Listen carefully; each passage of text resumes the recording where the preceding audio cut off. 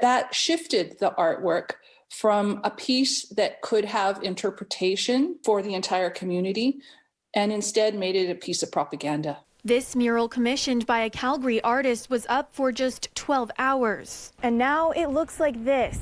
It was repainted over fears it would spread an anti-mask message and ultimately become a threat to the community and public health. Nicole Meon, who curated it, says initially the artwork was pitched through a thumbnail that didn't match with what ended up being painted.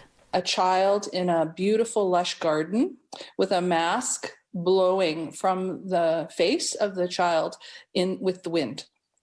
And for me, as the curator of the site, it represented the experience that as a community we have coming through the pandemic and finding a healthy future moving forward in a beautiful garden. As the artist started painting that, but made a few significant changes. She says on the final artwork, the mask looked eroded and the words "let us breathe" added, altering the overall expression. That was specifically a part of the anti-mask community and the language that they use. That was unacceptable, and therefore we painted over the mural. City News reached out to the artist Elena Bushen. She provided a statement which reads in part, "My initial thumbnail for a mural had a mask on it, but no 'let us breathe' message, which I added using my artistic license to raise an awareness of the difficulties children have faced during the lengthy period of restrictions placed on them.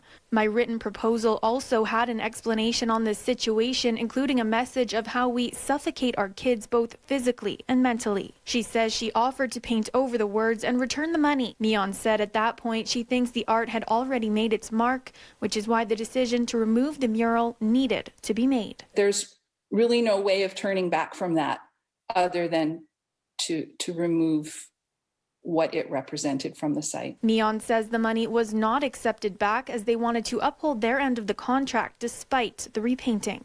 In Calgary, Taylor Braat, City News.